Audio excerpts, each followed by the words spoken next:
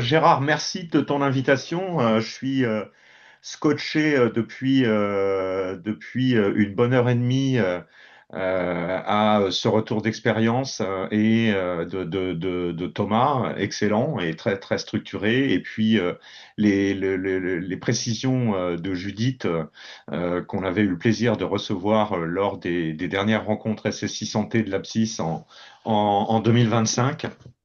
Euh, c'est bon, après cette situation et ce tour d'horizon, voilà, où il y a beaucoup de choses à méditer.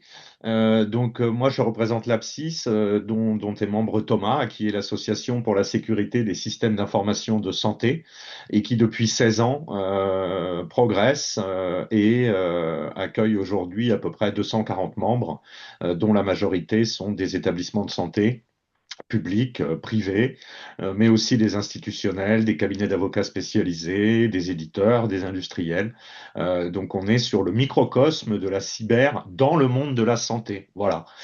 C'est une toute petite niche où se croisent entre 800 et 1200 personnes, tout public confondu. Il n'y a pas autant de RSSI que ça, hein. Il y en a moins de 200 hein, dans l'écosystème de santé pour le moment. Mais en tout cas, c'est en progression.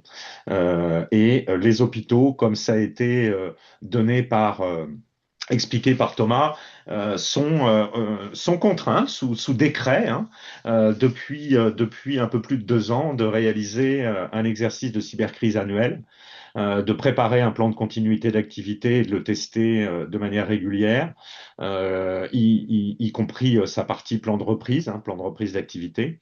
Les établissements de santé sont en plein dedans en ce moment, parce qu'il y a un grand programme d'État qui s'appelle le programme CARE, doté de moyens relativement importants, 750 millions d'euros, hein. Et là, on est sur un domaine, et c'est le fameux domaine PCRA. Donc, les établissements de santé qui s'y inscrivent sont accompagnés, un peu sponsorisés pour faire progresser cette partie continuité d'activité.